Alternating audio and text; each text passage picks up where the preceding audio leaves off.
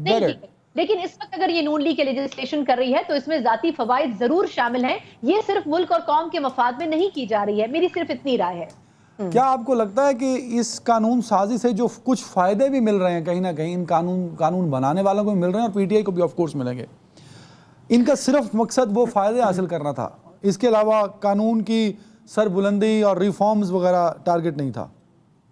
देखिए, ये जो आपने आखिर में चंद अल्फाज कहे ना, ये मेरा ख्याल है हम किताबों में ही पढ़ते हैं और सुनने में भी बड़े अच्छे लगते हैं, लेकिन यहाँ पर सिर्फ बात होती है अपनी जाती फायदे की।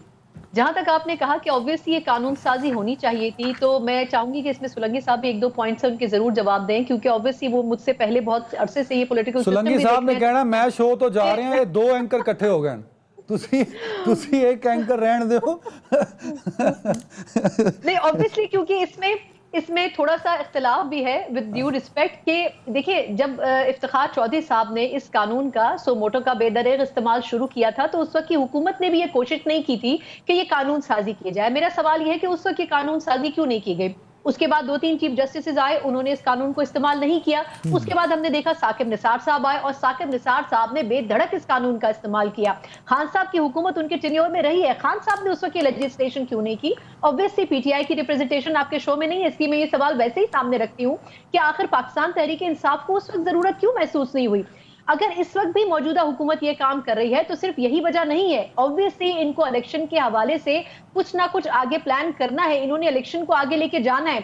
जिस तरीके से इन्होंने 30 अप्रैल और 28 मई की तारीखों को तब्दील किया है, सुप्रीम कोर्ट ने इसको डाइजेस्ट नहीं करना था। इलेक्शन कमीशन के हवाले से जो खुद नोटिस चल रहा है, केस चल रहा है, वो बड़ा इंपॉर्टेंट केस था और वही हुआ जो हमने देखा, जो इस किस्म के फैसलों के बाद लेजिस्लेशन के बाद होना था कि वो बेंच डिसॉल्व भी हो गया। फाइजीसा साहब के स्टेटमेंट को उसमें सामने रखा गया है, लेकिन बैकग्राउंड स्टोरी ये है कि ऑब्वियसली अब उस चीजों को नए सिरे से एस्टैब्लिश करना पड़ेगा। मेरा सवाल यह है कि ये गवर्नमेंट भी वो तब तक करती नहीं, ये वो सुर्ख लकीर है जिसकी बात सुप्रीम कोर्ट बार ने भी की है कि जी ये हमारी रेड लाइन है, इसके ऊपर रेजिस्टेंस आएगा। लेकिन मेरा क्वेश्चन ये है कि इससे पहले की हुकूमतों ने आखिर रेड लाइन क्रॉस क्यों नहीं की? ये रेजिस्टेंस कहां से आएगा? आप क्या कह रहे हैं, सुप्रीम कोर्ट से आएगा या वकला बरादरी से आएगा? देखिए, हर तबका है फिक्र में हमेशा एक से ज्यादा राय वाले लोग होते हैं। ये फैसला जब किया गया है, ये लेजिस्लेशन की गई है, मैं इससे एग्री करती हूं कि जब से आईन बना है उसके अंदर अमेंडमेंट्स की जाती रही हैं, क्योंकि अमेंडमेंट्स जरूरी होती हैं। वक्त के साथ साथ हालात बदलते हैं, सिनेरियोज बदलते हैं, उसमें चेंजेस की जरूरत होती है। लेकिन जब मुश्किल तरीन दौर आए, और मैं उसमें साकिब निसार साहब और इफ्तिखार चौधरी साहब के दौर को सर-ए-फहरिस्त कहती हूँ, उन अदवार में ये लेजिस्लेशन होनी चाहिए थी, जो कि नहीं हो सकती। लेकिन इस वक्त अगर ये नून लीग के लेजिस्लेशन कर रही है तो इसमें जाती फवाइद जरूर शामिल हैं। ये सिर्फ मुल्क और कौम के मफाद में नहीं की जा रही है, मेरी सिर्फ इतनी राय है। अच्छा सुलंगी साहब, 2-3 पॉइंट्स हैं। एक मैं कुछ जवाब दे दूं ना, जो सानिया ने सना मिर्जा सर, सना मिर्जा ने, जो हमारी भाभी हैं, वो तो ये सना मिर्जा है सर, माफ कीजिए, जो सवाल उन्होंने पूछा ना कि पहले जो थे उन्होंने क्यों नहीं किया। पीपल्स पार्टी करना चाहती थी। आपको याद होगा 18वीं तरमीम जो है उसके अंदर जजेस की तैनाती का जो तरीक़ाकार था, वो जो आलमी जो मुरवजा तरीक़ाकार है जमहूरियतों का, उसके मुताबिक था कि पार्लिमान की कमेटी जो है वो ये तैनाती करेगी। और फिर उस वक्त इफ्तिखार चौधरी ने ब्लैकमेल किया पूरी पार्लियामेंट को, और मुस्लिम लीग नून जो है उस वक्त इफ्तिखार चौधरी के साथ खड़ी रही, इस वजह से उस वक्त ये नहीं हुआ।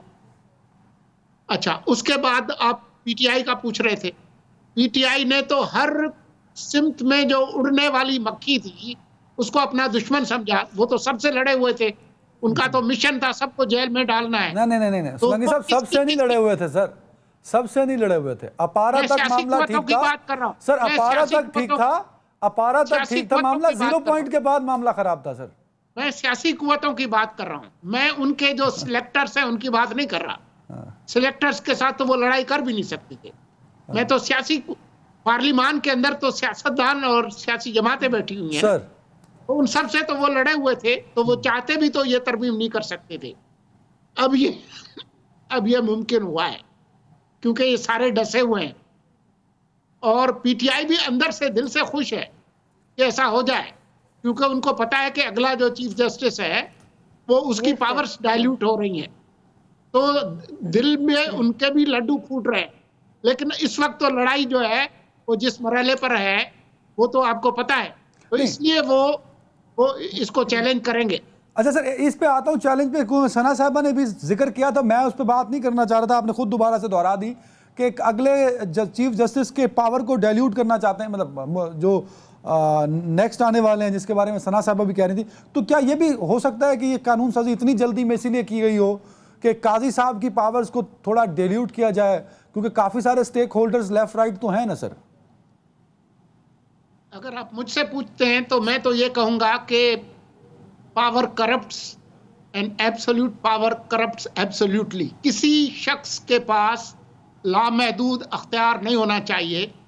सुप्रीम कोर्ट का मतलब चीफ जस्टिस नहीं है, वो इज वन अमंग इक्वल्स। तो इसलिए दुनिया के कई मुल्कों में ये पावर है भी नहीं, यूके में नहीं है।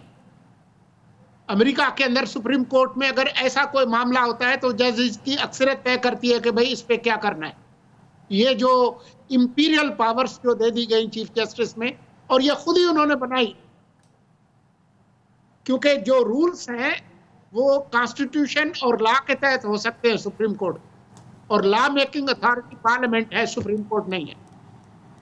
सर सना साहबा, हम भले जो मर्जी कहते हैं, बट पाकिस्तान तरीके इंसाफ एक रियलिटी भी है। नेशनल असेंबली में पाकिस्तान की जो वोटर्स हैं उसका को 15-20% की रिप्रेजेंटेशन नहीं भी है। तो इस सारे मामलात में जब ये लेजिस्लेशन हो जाती है, फिर दोबारा से कल को पीटीआई आती है। अभी तो पीटीआई के पास भी एक फोरम है कि वो सुप्रीम कोर्ट भी जा सकते हैं, वो सेनेट में भी बात कर सकते हैं, वो वाया सदर भी इसको रोक सकते हैं। तो आपको लगता क्या है कि इस लेजिस्लेशन का मुस्तकबिल है क्या? देखिए, असल में हमारे यहाँ कानून को किसी भी वक्त किसी भी स्टेज के ऊपर अपनी मर्जी से तब्दील कर दिया जाता है। हमारे यहाँ कोई भी कानून ऐसा नहीं है जो हमेशा के लिए कायम रहे। हमने हर चीज को अपनी सहूलत के साथ तब्दील कर दिया। चाहे आर्मी चीफ की तैनाती हो, हम उनको भी एक्सटेंशन दे देते हैं, और इस किस्म के दीगर इशूज के ऊपर हम जब मर्जी अपनी लेजिस्लेशन के मुताबिक, चाहे नैब कवानीन हो, हम उन्हें तब्दील कर देते हैं। इसमें आपने पिछले हिस्से में एक सवाल किया था कि जी ये सदर मुमलिकत को अरसाल हो गया है, तो वो शायद एक पॉइंट था जो कि इसी से कनेक्टेड है कि सदर मुमलिकत वैसे तो इसको रोकना नहीं चाहेंगे, लेकिन अगर वो रोकें भी तो 15 दिन से ज्यादा के टेन्योर में वो इसको रोक नहीं सकते हैं। उसके बाद ये ऑटोमेटिकली ये नाफिज हो जाएगा। लेकिन वो एतराज लगा के वापस भेज सकते हैं मैम, एतराज लगा के वापस ये जब दूसरी दफा जाएगा तब की बात है जो आप बता रही हैं। बिल्कुल, लेकिन इसमें इवेंचुअली इन एनी केस वो कुछ दिन के बाद डिले के साथ सही, लेकिन वो नाफिज जरूर हो जाएगा। लेकिन इसमें एक एलिमेंट है जो मैं अगर कानूनी माहिर होते तो वो शायद इस पे ज्यादा बेहतर रोशनी डाल सकते थे कि क्या उसकी इंप्लीकेशन से पहले, उसको अप्लाई करने से पहले क्या सुप्रीम कोर्ट इसमें इंटरवीन कर सकती है। क्योंकि जिस तरीके से आज कोर्ट्स में रिमार्क्स आए, उसमें एक जगह ये जिक्र किया गया कि जी फला साल के फैसले में ये बात कही गई है कि 100 वोटों का इख्तियार खुली तौर पर सुप्रीम कोर्ट के चीफ जस्टिस के पास है। तो अगर तो सुप्रीम कोर्ट इसमें इंटरवीन करती है तो इसमें एक बड़ा कोलिशन हो जाएगा पार्लियामेंट और अदलिया के दरमियान। उस वक्त ये चीज शायद ज्यादा संगीन बहरान पैदा कर सकती है। ये बहरान उसी सूरत में नहीं होगा जब सुप्रीम कोर्ट इसको एज इट इज एक्सेप्ट कर ले। लेकिन जिस तरीके से सुप्रीम कोर्ट बार और पाकिस्तान बार काउंसिल तो अलग अलग डायरेक्शंस में बात कर रही है इस डिसीजन, इस फैसले के हवाले से, इस कानून के हवाले से, तो लगता नहीं है कि पूरी की पूरी अदलिया इस फैसले के ऊपर कन्विंस डाइजेस्ट कर पाएगी। वेरी राइट मुर्तजा साहब, जो सना मैम बात करेंगे इस कानून को डाइजेस्ट करना जिसके लिए है वो थोड़ा मुश्किल तो होगा। तो क्या सुप्रीम कोर्ट अगर इंटरवीन करता है, जो 184 को अगर हम सादा लफ्जों में पढ़ते हैं बगैर इंटरप्रिटेशन के, जो अपनी मर्जी की होती है, उसमें तो आप ठीक कह रहे थे कि सुप्रीम कोर्ट की पावर है कि चीफ जस्टिस जो है सुप्रीम कोर्ट के, वो 100 वोट ले सकते हैं, अकेली अपनी शख्सियत में वो 100 वोट नहीं ले सकता सर। तो डाइजेस्ट करना एक बड़ा मसला है। क्या आपको लगता है कि सुप्रीम कोर्ट, मौजूदा चीफ जस्टिस जो हैं, वो इस कानून पर कोई इख्तलाफ क्रिएट नहीं करेंगे सर? देखें, करने को तो बहुत कुछ हो सकता है। एक जमाने में मैंने आपको बताया ना कि इफ्तिखार चौधरी ने तो कहा कि मैं पूरी 18वीं तरमीम को उठाकर फेंक दूंगा अगर आप हमें ये अख्तियार नहीं देंगे कि हम अपने जजेस खुद ही अपॉइंट करें, जो कि उन्होंने 19वीं तरमीम की शक्ल में करा दिया। तो करने को तो इस मुल्क में सुप्रीम कोर्ट ने 1958 का जो 200 केस है उसमें अयूब खान की और इसकी सिकंदर मिर्जा की जो मिलिट्री टेक ओवर था उसको नजर ज़रूरत के तहत कबूल कर लिया था।